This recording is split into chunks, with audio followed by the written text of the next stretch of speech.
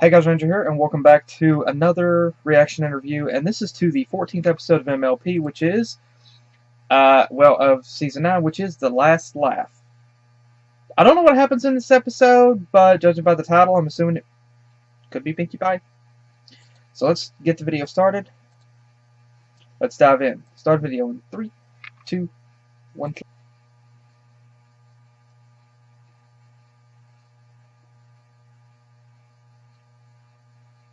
This is going to be adorable, isn't it? What? Wait a minute! Is this a reference to Charlie and the Chocolate Factory? Or Willy Wonka and the Chocolate Factory?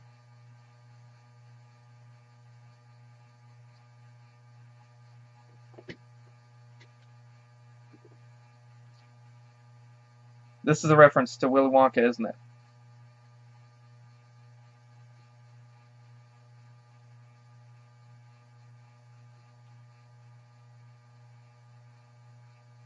And that's the golden ticket.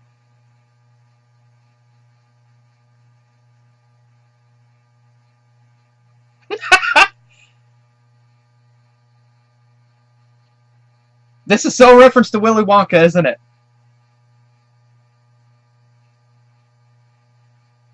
If he's...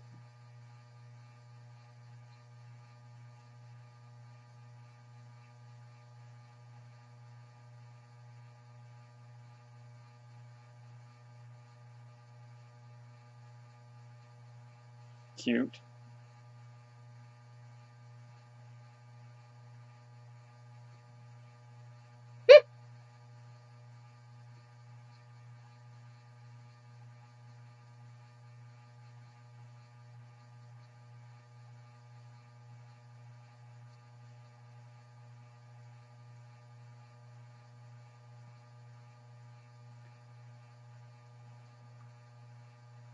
Nope, it's not.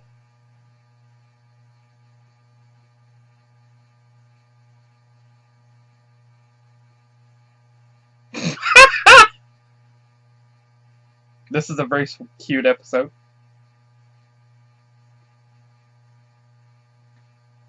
Really?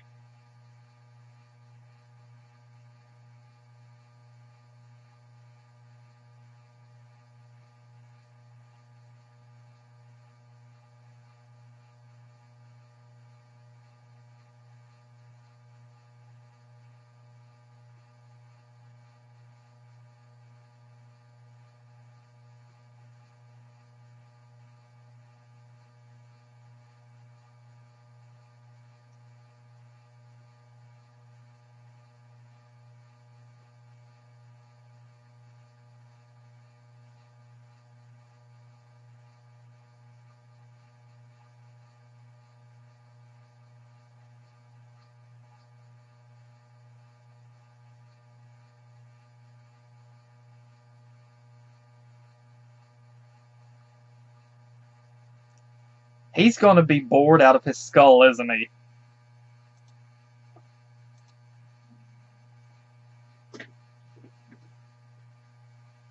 Oh boy.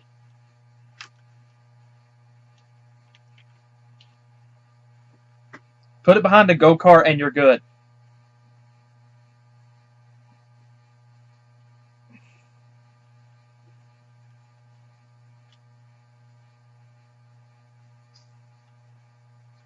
Nope.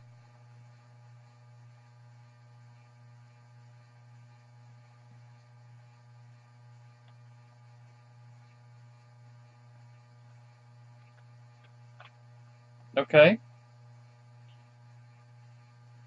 I got a bad feeling about this.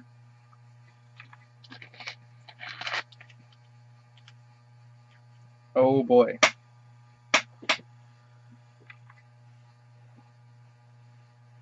Oh crap.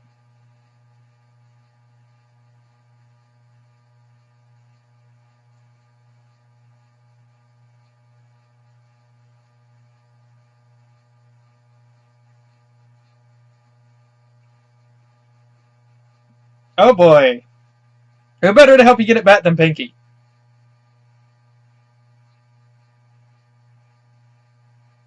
Although he does look good in that turtleneck.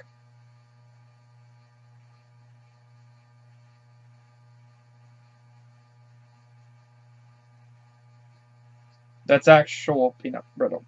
Never mind.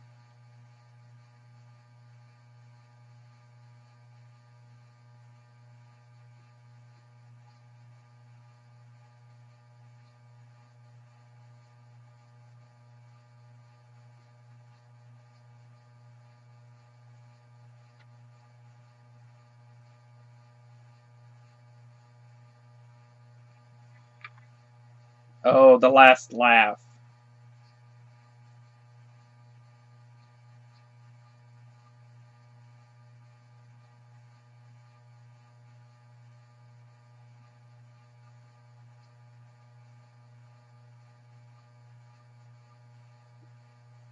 You suffered some sort of emotional trauma.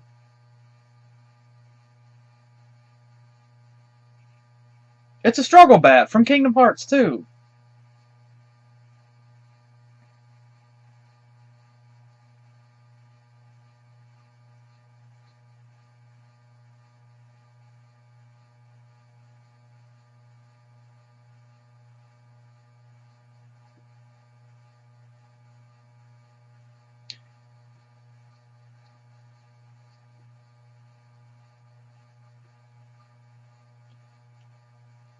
I'm thinking this right now. I'm thinking of Santa Claus.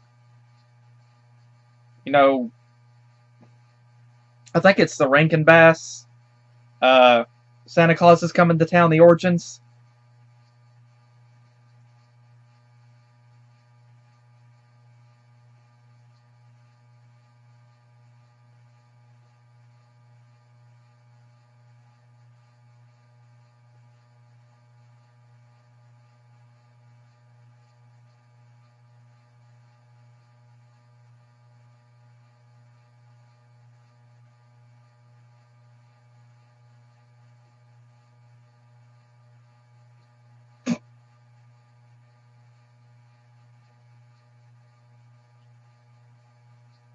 Let's F.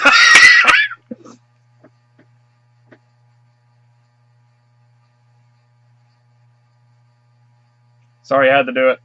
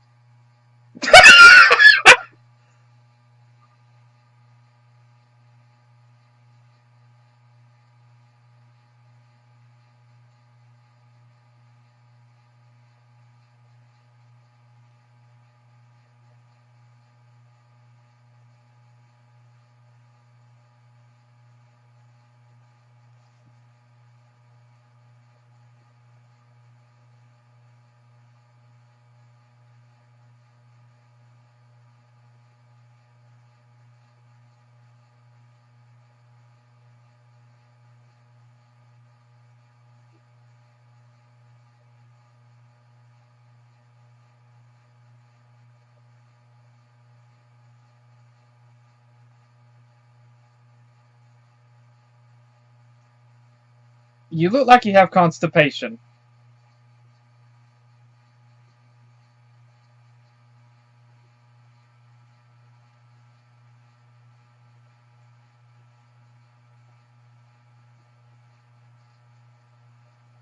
I'm I'm curious as to how fan art will take care of that.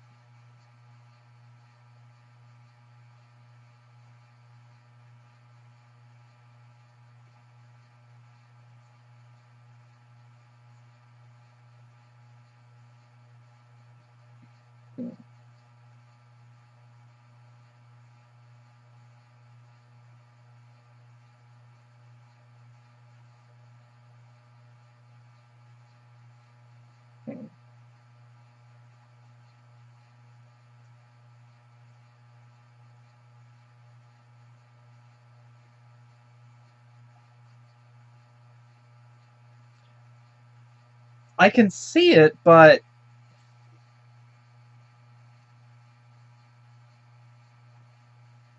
the thing is, there's not. It was song.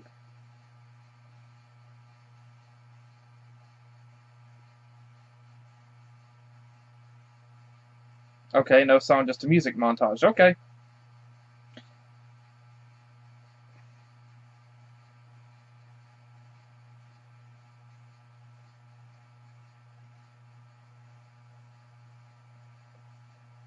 I'm also thinking of the Rainbow Factory right now.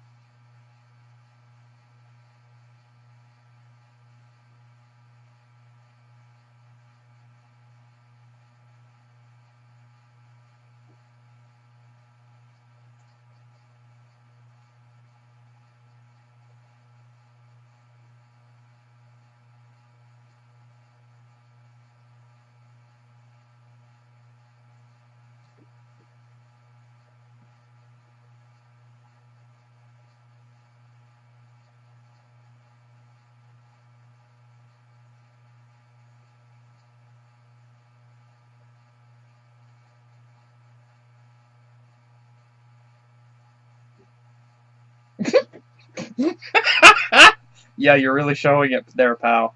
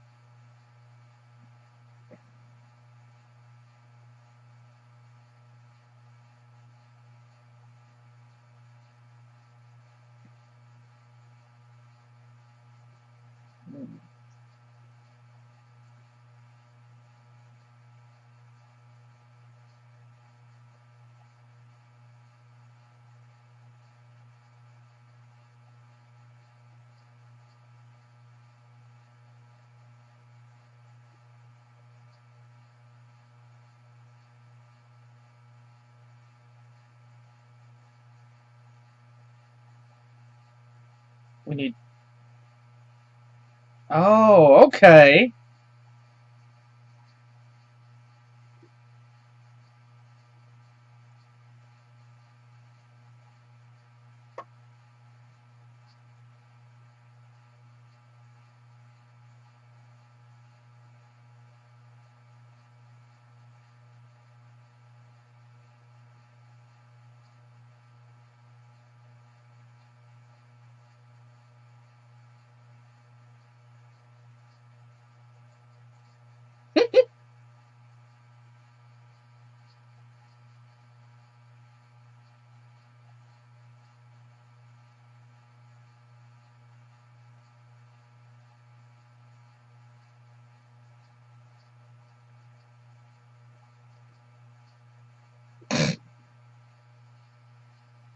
Try someone else.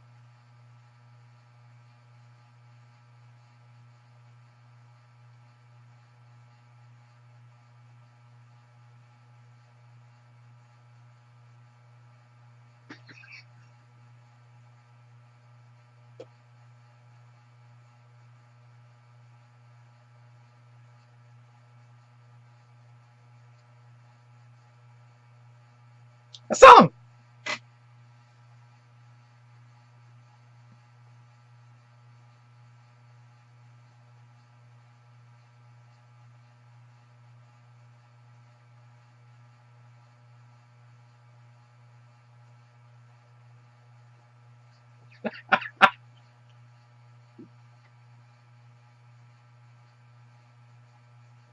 Yeah.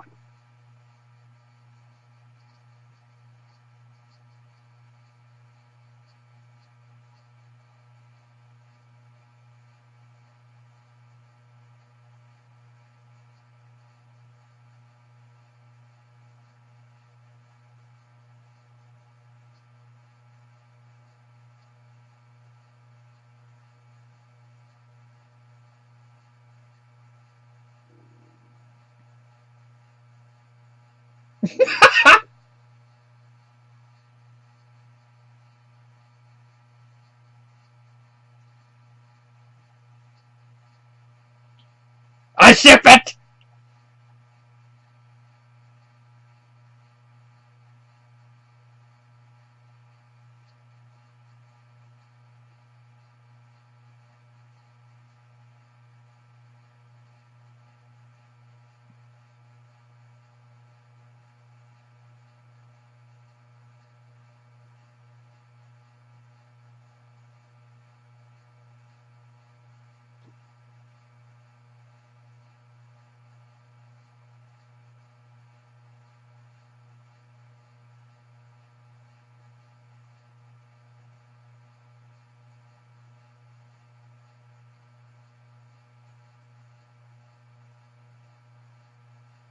Ooh, this is good.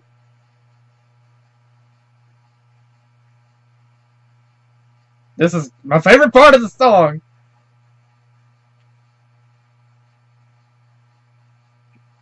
Yep, my favorite part of the song.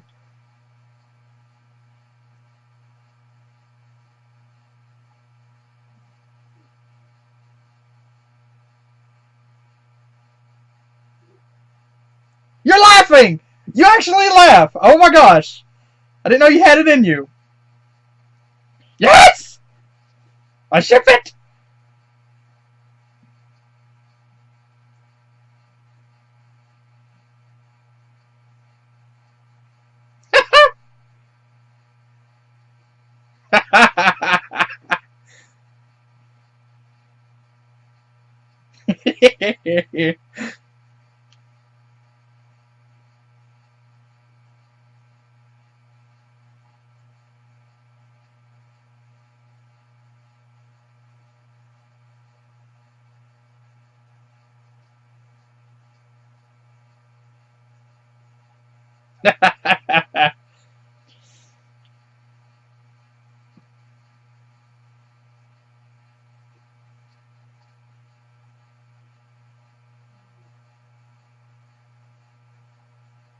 Boneless too.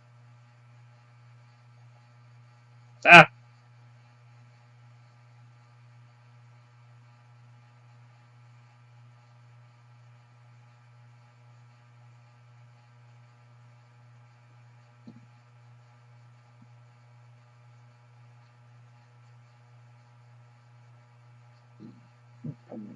Wait, traveling with.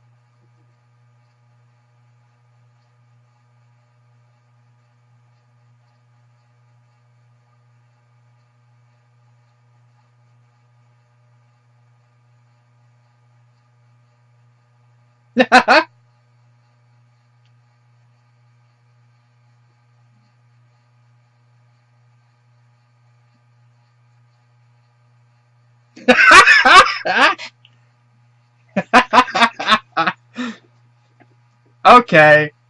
Yeah, I really love this episode. I really love this episode. And this is a really interesting episode, in more ways than one.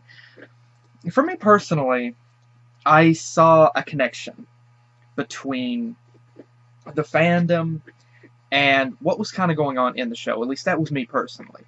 I seriously don't think, pardon me, I seriously doubt that they, then again, they may have, intended for this episode to have some similarities between the Brony community, the show, and the fandom and the show.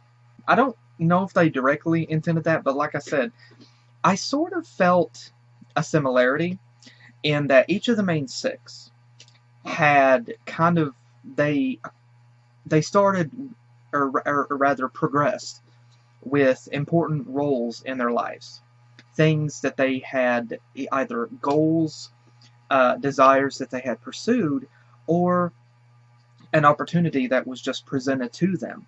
And every single one of them had something that had a goal, had a purpose that they were doing, had a task that they were tending to. Pinky, however, felt that she kind of felt like she was being left behind. And to be honest, I can honestly really relate to Pinky here. And I'm sure others can too, as sometimes it feels like, you look around at other people in the brony community kind of moving on, and it's easy sometimes to feel the exact same way as Pinky early in this episode, like you're getting left behind. Um, you know, you're you're not really sure what to do, where to go, how to proceed. But with the brony community, um, we're still doing our own thing, and we're still going to do our own thing even whenever the show is over. But Pinky, I also saw a similarity in terms of real life, because I know that scenario has happened before for other people. Um, Friends and family around them have, acquired or achieved different roles, jobs, or opportunities that they were going to pursue, and yet someone felt left behind, that they were kind of dragging along in life, that they weren't really getting anywhere, and they weren't really sure where to go. They felt left behind. And so they wanted to sort of go on a bit of a life quest, if you will, a life journey, to try to discover themselves and try to figure out where they wanted to go, what they wanted to do. And here, Pinky wanted to do that. So she ended up, she got an invite to communicate with, she got an invite to talk to Cheese Sandwich. And she wanted to talk to him because he had opened the factory, and so she thought that maybe since he was a party pony like her, he could actually help her to figure out what she wanted to do, maybe give her some advice. As it turns out, however, Cheese was, like I said, I saw a very similar setup with this whole thing to Charlie and the Chocolate Factory or Willy Wonka. And Cheese had ended up locking himself away in the factory, and as a result, he ended up not being able to see other ponies laugh at the jokes, laugh at the gags that he came up with, that he helped to create. And so he wasn't able to see them be happy. He wasn't able to see them laugh and smile.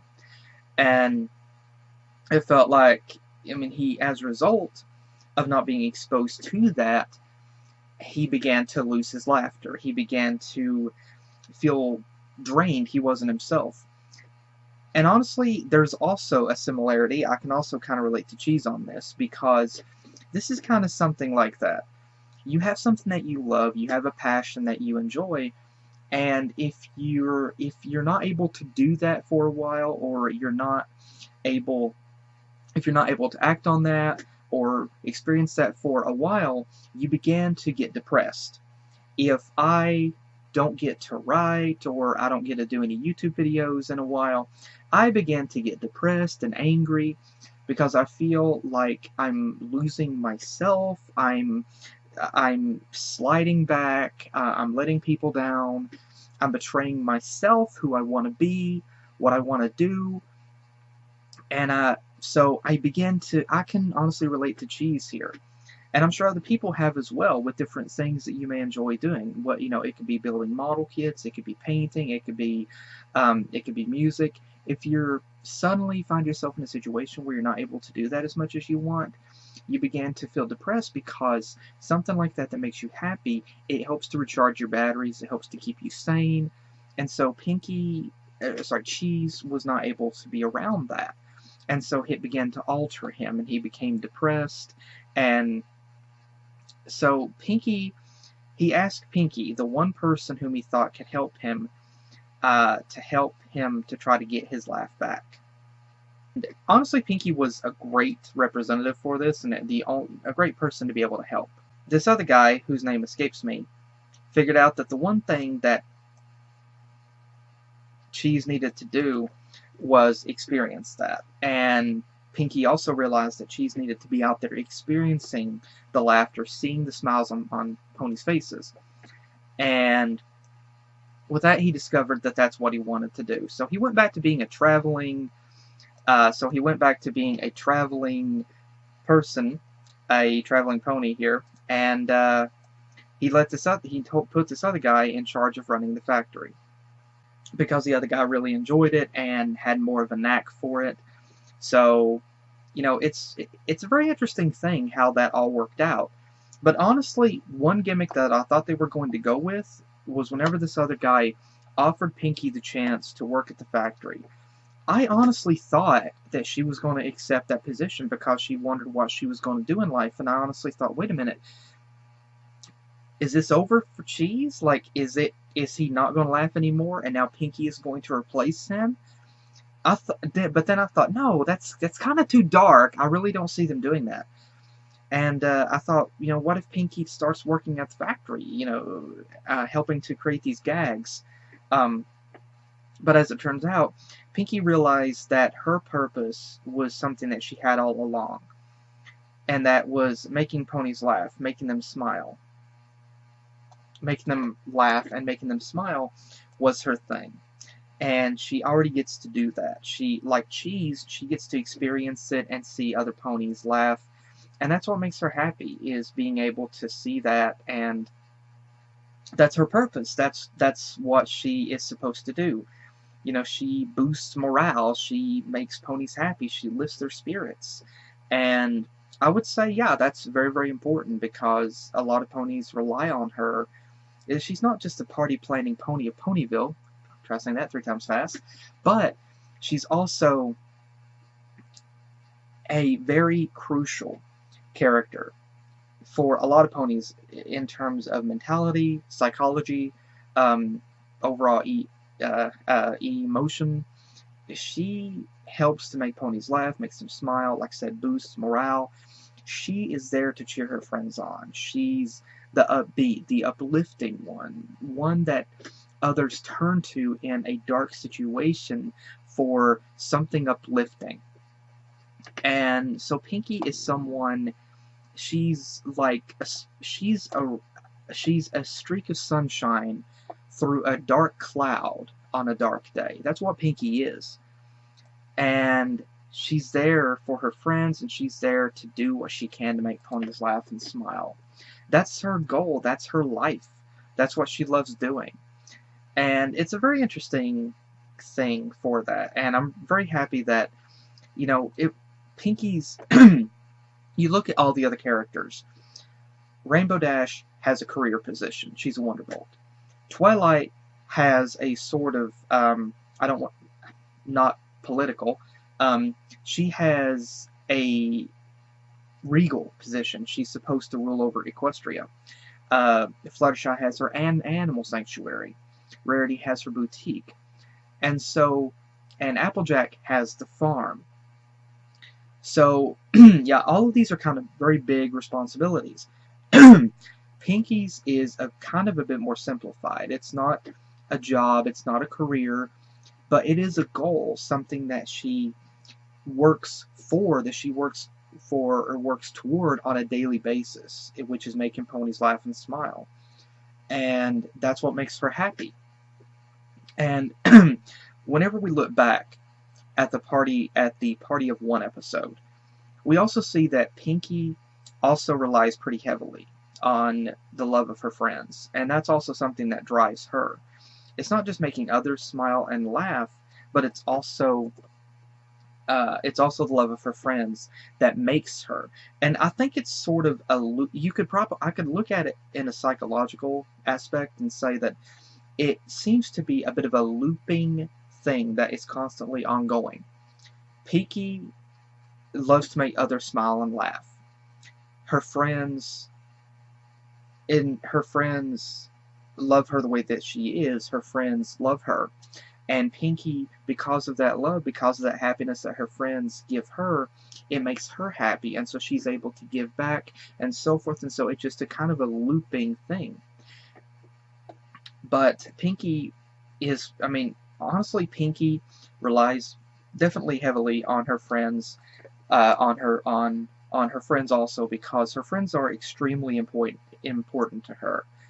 And we've seen what can happen if she thinks her friends don't care. She has a complete mental breakdown and sinks into a very deep depression. But Pinky is very uplifting. She's very upbeat. And I would honestly say that's partially because she has her friends. You know, she loves her friends, and that's because she is the way that she is because she has her friends. And I think many of us, honestly, we can relate to Pinky on that because, you know, I really see a connection with that as well. After, like, I know the feeling, my best friend, I can honestly say that my best friend is very, very important to me. And them being a part of my life makes me happy. I can also relate similarly to BronyCon, being at BronyCon 2019 and just seeing the people there, interacting with all the people that I got to interact with, being able to hang out with the people that I did, and feel like you belonged. You felt like you had a place where you belonged, that you fit in. And if any of us, if I know for a fact, if I were to leave that or be tossed out of that, I would feel exactly like Pinky. I would be depressed. I would be hurt. I would feel like, what am I going to do? But I can honestly relate to that because, you know, being around the people at BronyCon, it made me happy. And so I can really relate to Pinky. And I also love this episode because it's a great episode that highlights the interaction between Cheese and Pinky. And it's subtle enough. It's done in a very balanced manner. There's not enough so that you can say that there is any sort of romantic interest between them, that they're just, you know, really great friends. Or if you wanted to imagine that there's more going on between them, you totally could. It's done in a way that it doesn't explicitly say that they are just friends or that there is a spark or more between them. It's done in a way that it's kind of like with Judy and Nick in Zootopia. It's done in a way that you could imagine. It's done in just a subtle enough way that you can imagine it to be however that you want. And honestly, Cheese and Pinky are really a cute couple. Like, if I were, like, to be completely honest, they are honestly a very cute couple. Like, and like, so this episode was a very, very good episode for highlighting. This was a great Cheese and Pinky episode. This was a fantastic episode. And honestly, one of my favorite aspects, one of my favorite scenes of this episode was later whenever Pinky and Cheese were kind of singing together. This was a very great segment. This was a really great segment with Pinky and Cheese singing together. It was honestly phenomenal. It was honestly phenomenal. Like, honestly, the duet between Weird Al and Andrea Libman here was just amazing. I loved it. I have never, honestly, in the history of the show, heard a number like this before. I mean, Weird Al has done a lot of really zany songs before, but the guy can sing. And to hear him belting out these lines here, these very serious lines, these emotional lines as Cheese, was awesome. And then Andrea providing the background with Pinky, it was just amazing. This is definitely one of my favorite songs of this entire season, and definitely probably one of my favorite songs of the whole series, just because of this particular segment here. It's a fun song, and I love this particular duet with the two. It's so great. And again, it's very cute. Like, honestly, it's just adorable. Pinky and Cheese, because, like, Cheese is just so much taller and bigger than Pinky, and so whenever he hugs her, like, she has to jump up, and she's, like, totally holding her off the ground. It's such a cute little thing. I love it. But honestly, I really love this episode. It is a great episode. It's a very sweet episode. It's great to see Cheese Sandwich return.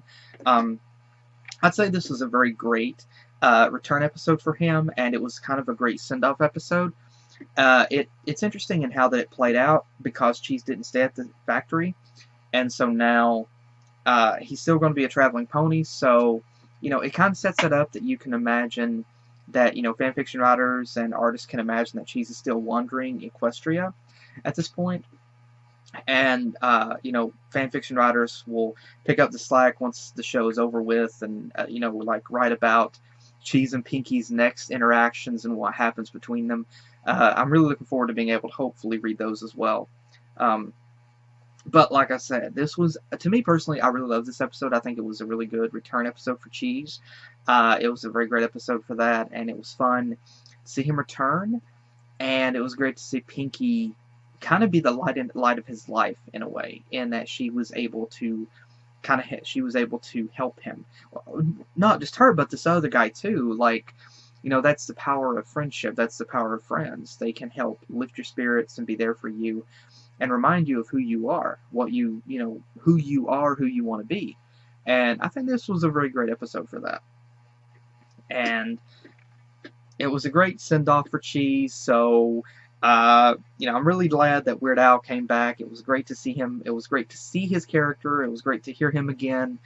It was honestly really great. And it was also lovely to hear Andrea and Weird Al do that duet together. That was also really great.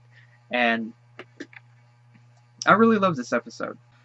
But like I said earlier, I begin to get the impression of this being a reference to Willy Wonka whenever we started seeing the posters displayed. Then I started thinking, wait a minute. And then I saw this scene here, particularly with the factory behind the gate. And I knew immediately, this looks like Willy Wonka or Charlie and the Chocolate Factory.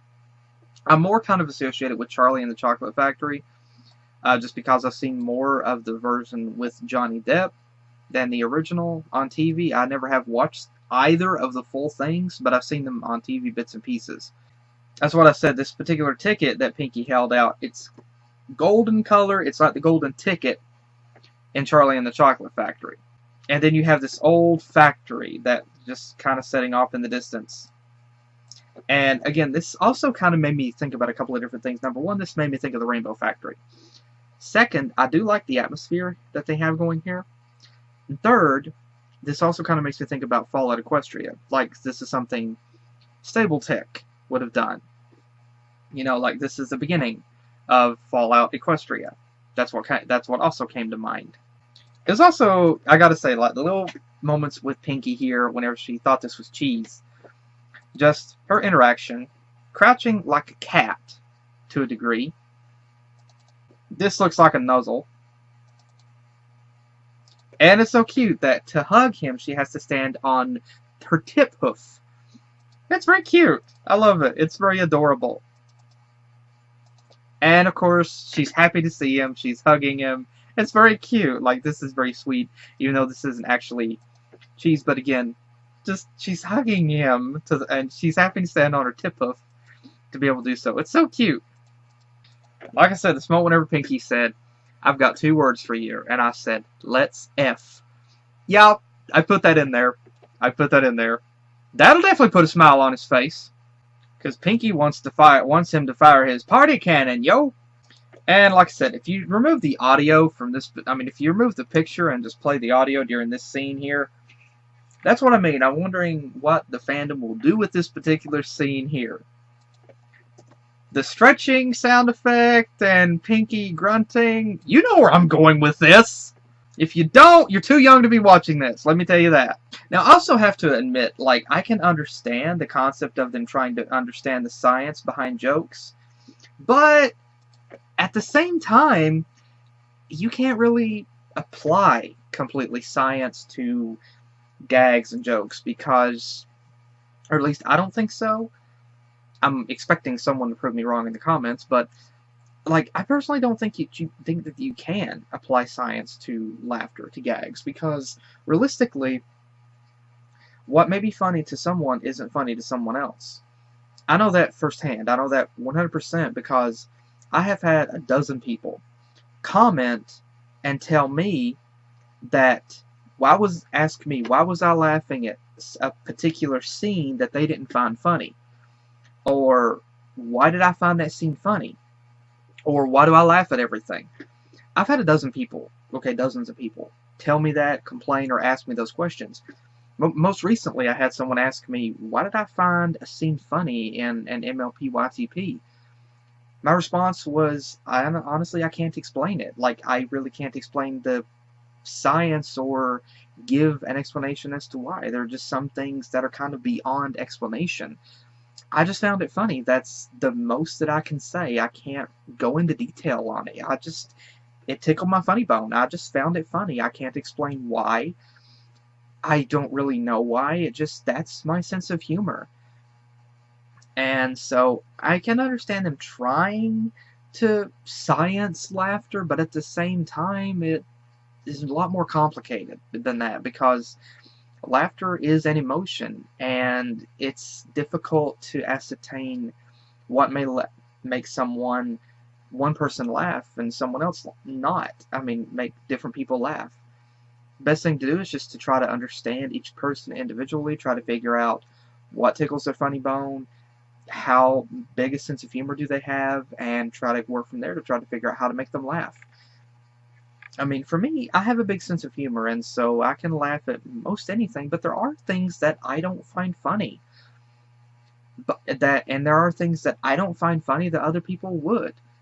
But I can totally understand the concept of laughing at something other people don't find funny, and people thinking that I'm weird because I do. The fact is, you're gonna find something funny that I don't. That doesn't make me weird because I don't find it funny, nor does it make me weird because I find something funny that you don't. That's how laughter works. Different people have different senses of humor. But, like I said, I really did enjoy this episode. It was a very intriguing episode to see Pinky going on a journey to try to discover herself, figure out what her purpose was.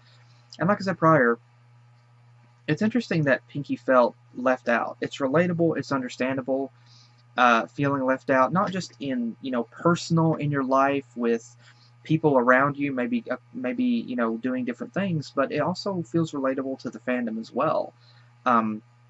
With some of us feeling left behind as a result of other people in the fandom either becoming really big or going off and kind of branching out, doing their own thing, and so it can kind of leave you feeling left behind. But Pinky realized that that her purpose she had there all along, which was making Pony smile, making people laugh, and so I can understand that. Sometimes you kind of have to go on a journey to try to discover yourself, to try to clear your mind and try to figure out what you want to do. And sometimes you may discover that what you were looking for, you had there all along. And so I really can relate to Pinky on this, and I totally understand where she's coming from. I can also understand Cheese's perspective as well, being isolated, kind of not being able to have the time or the opportunity to do something, to experience something that you love, a passion that you have, and as a result you begin to feel like you're betraying yourself. You begin to lose sight of yourself, of who you are. And so in this situation, it took the help of friends to help him just realize who he was, what his purpose in life was. So that was a very cool deal, and it was very fun to see that. And who better than Pinky to help with that? But it's also great to see Pinky, be smiling and laughing again, because I don't like seeing Pinky depressed. Except in Party of One, that was fun. But otherwise, okay, and in the Yak episode where she was in Yakistan, depressed. I mean, Pinky, whenever she's in her gray form, yeah, she's cute. I mean, she does look adorable. You just want to hug her and squeeze her. But Pinky, her personality, she smiles, she's laughter, and honestly, I don't like seeing any of the characters depressed. I mean, I don't like seeing anyone depressed in general. I like seeing people smile and laugh. So I really relate to Pinky. That's one of the reasons why I love YouTube. I mean, that's one of the reasons why I love YouTube, is because that I love making people smile, making people laugh. And that makes me happy. I also love it because I have a lot of fun with it. I love making people smile, making people laugh. And so I have a lot of fun with it. I have fun reviewing, analyzing, and so yeah, it works both ways. But yeah, this was a very fun episode, so I gotta say, I really want to say to everybody that worked on this episode, and to everybody, to the people that say, hey, let's bring Cheese Sandwich back. You guys rock. Also I gotta say, again, to the writers, for this episode, and to Weird Al and to Andrea for the performance as Cheese and Pinky. Great! That was so much fun. Thank you guys so much for that. That was awesome. And again, thank you to everybody, Hasbro, DHX, everybody that did this episode. Thank you all so much. And thank you again. Thank you guys again for joining. Hope you guys enjoyed. And again, let me know what you guys think in the comments below. Thanks for joining me. Hopefully, I'll see you guys in the next video that I do. Take care.